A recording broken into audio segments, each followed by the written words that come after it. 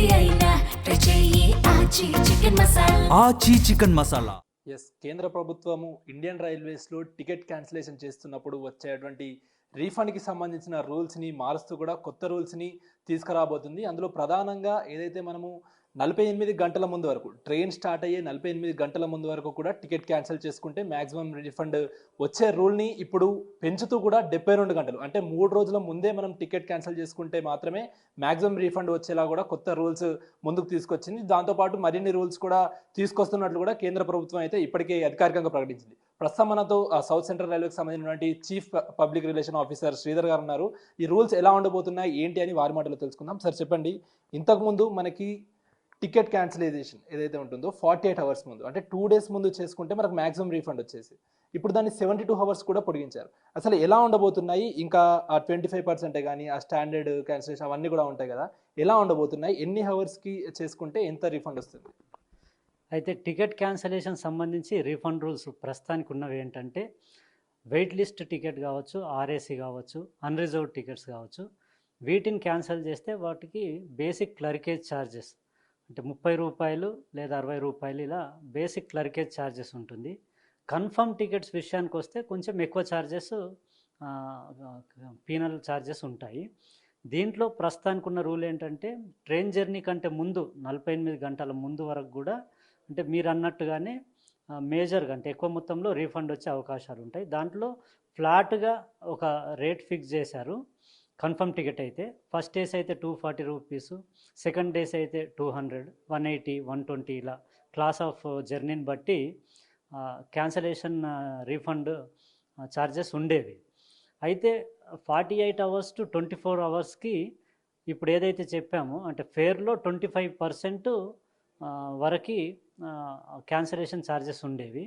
అదే 24 అవర్స్ నుంచి 4 hours before journey వరకు అంటే 12 hours to 4 hours before journey వరకు 50% ఫేర్లో 50% వరకు రీఫండ్ వచ్చేది.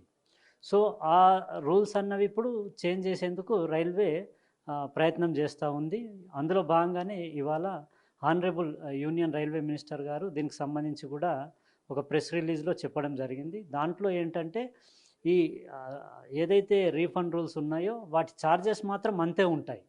ఏదైతే ఇప్పుడు నేను చెప్పినట్టు 30 రూపాయలు లేదా 60 రూపాయలు వెయిట్ లిస్టెడ్ టికెట్ కావచ్చు, సెకండ్ క్లాస్ రిజర్వేషన్ కావచ్చు, అలాగే ఫస్ట్ ఏస్ అయితే 240 ఫ్లాట్ రేట్స్ ఏవైతే ఉన్నాయో వాటికి 50% టు 25% అన్న రేట్స్ అంతే ఉంటాయి. కానీ టైం పీరియాడిసిటీ అన్నది మారబోతూ ఉంది. 48 అవర్స్ బిఫోర్ వరకు ఇంతకుముందు ఏదైతే క్యాన్సిల్ చేస్తే మనకు మేజర్గా రీఫండ్ వచ్చేదో అది ఇప్పుడు 72 అవర్స్ చేశారు. అంటే 72 అవర్స్ బిఫోర్ వరకు ఏదైతే క్యాన్సిలేషన్ చేస్తామో దానికి ఓన్లీ ఫ్లాట్ రేటు 240, 200, 180 రూపీస్ ఏదైతే ఉందో క్లాస్ ఆఫ్ జర్నీని బట్టి అంతే క్యాన్సిలేషన్ ఛార్జెస్ ఉంటాయి. మిగతా డబ్బంతా కూడా రీఫండ్ అవుతుంది. అదే 72 అవర్స్ నుంచి 24 అవర్స్ వరకు 25% ఆఫ్ ద ఫేర్ అది మనకు క్యాన్సిలేషన్ ఛార్జెస్ కింద తీసుకోవడం పడుతుంది. 75% రీఫండ్ అవుతాయి. మళ్ళీ ఇంకో స్లాబ్ వచ్చేసి ఈ 24 అవర్స్ నుంచి 8 అవర్స్ వరకు. సో ఈ పీరియడ్లో 50% క్యాన్సిలేషన్ ఛార్జెస్ ఉండబోతూ ఉన్నాయి. సో ఇంతకుముందు 48 అవర్స్ బిఫోర్ ఉండేది ఇప్పుడు 72 అవర్స్ అవ్వబోతూ ఉంది.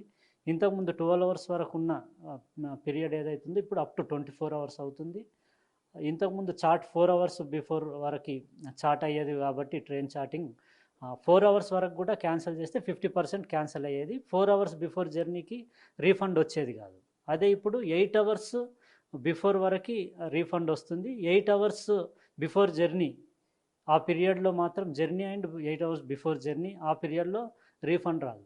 సో ఇలా ఇప్పుడు కొత్త రూల్స్ రాబోతూ ఉన్నాయి. ఎందుకు సార్, నిజానికి మనం పాత రూల్స్ కొత్త రూల్స్ కంపేర్ చేసుకుంటే పాత రూల్స్లో 48 అవర్స్ ముందు వరకు అంటే 2 రోజుల ముందు వరకు క్యాన్సిల్ చేసుకుంటే మ్యాక్సిమం రీఫండ్ వచ్చేది. ఇప్పుడు మ్యాక్సిమం రీఫండ్ రావాలంటే 3 days బ్యాక్ అంటే 72 అవర్స్ బ్యాకే మీరు క్యాన్సిల్ చేసుకోవాలని అంటున్నారు. అలా చూసుకుంటే ప్రజలకి అది ఆ ఫెసిలిటీ పోయినట్టే కదా. వారు క్యాన్సిల్ చేసుకోవాలంటే 3 days ముందు చేసుకోవాల్సిన అవసరం ఉంది. ఎందుకు ఇప్పుడు ఈ కొత్త రూల్ తీసుకురావడానికి ప్రధాన కారణం ఏంటి?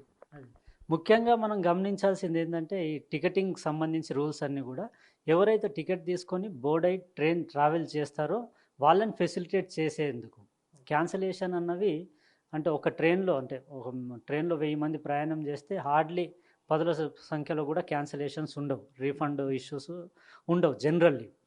మిగతా వాళ్ళకైతే వెయిట్ లిస్టింగ్ ఉన్న వాళ్ళకైతే ప్రాబ్లం లేదు. వాళ్ళకి ఇంతకు ముందులాగా ఏదైతే రీఫండ్ వస్తుందో ఇవాళ రోజు కూడా refund up to 30 minutes before journey వరకు కూడా వాళ్ళకి రీఫండ్ వస్తుంది.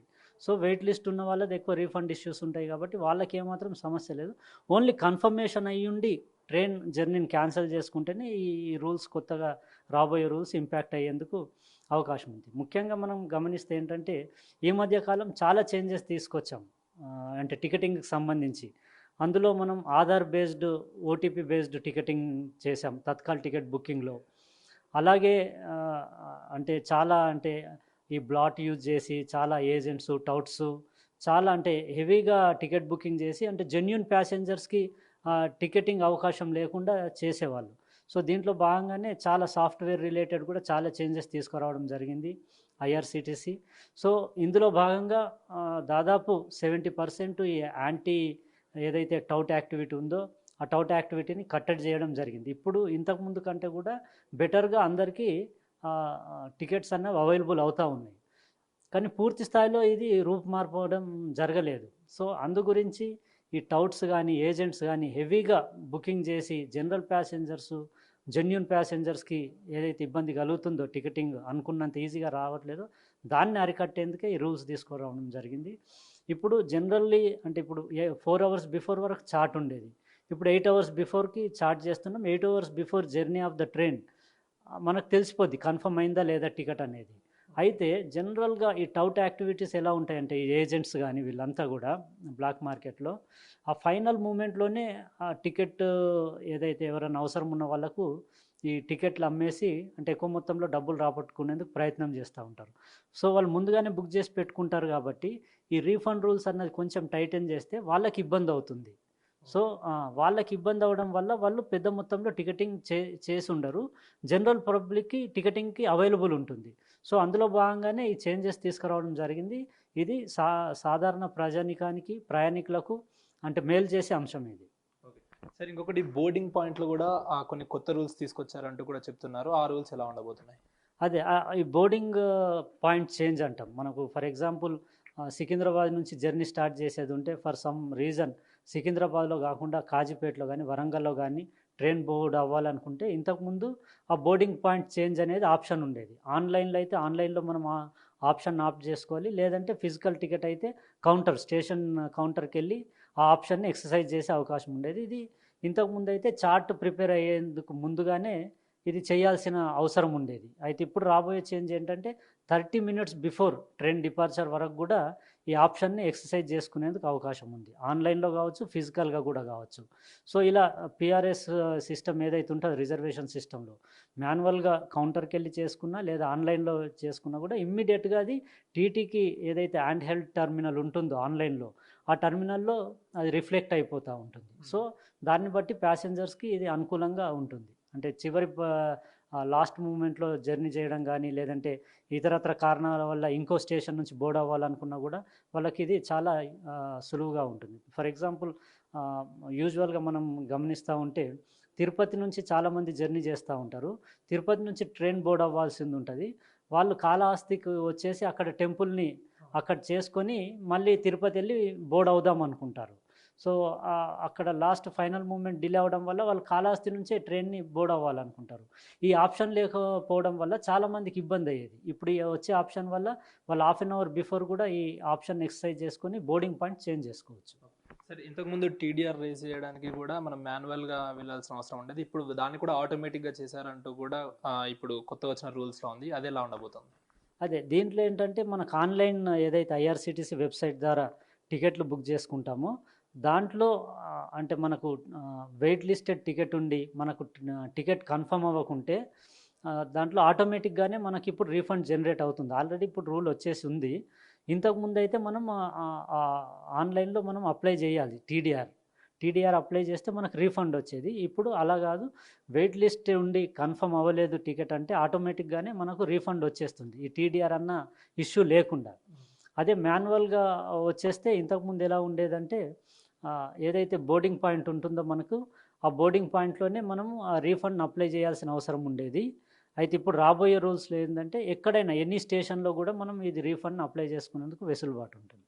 సార్ ఇంకొకటి ప్రధానంగా కౌంటర్ టికెట్ క్యాన్సిలైజేషన్. ఏదైతే మనం కౌంటర్ దగ్గరికి వెళ్ళి టికెట్ క్యాన్సిల్ చేసుకోవాలో మన ఇప్పుడు ప్రస్తుతానికి ఉన్న రూల్స్ ప్రకారం మనము ఎక్కడైతే మన ట్రైన్ స్టార్ట్ అవుతుందో అక్కడ నుండి మనం ఆ కౌంటర్ దగ్గరికి వెళ్ళి టికెట్ క్యాన్సిల్ చేసేవాళ్ళం. ఇప్పుడు ఏ స్టేషన్ నుంచి అయినా కూడా చేయొచ్చు అంటూ కూడా తీసుకొచ్చారు. దాని గురించి ఏం చెప్తారు? అదే ఇప్పుడు చెప్తున్నట్టుగానే ఇంతకుముందు అయితే ప్రస్తుతానికి ఉన్న రూల్ ఏంటంటే మనం ఎక్కడైతే ట్రైన్ ఆరిజినేట్ అవుతుందో, మన జర్నీ ఆరిజినేట్ అవుతుందో అక్కడే మనం వెళ్ళి టికెట్ కౌంటర్లో ఈ టీడీఆర్ అప్లై చేయాల్సి ఉండేది రీఫండ్ గురించి.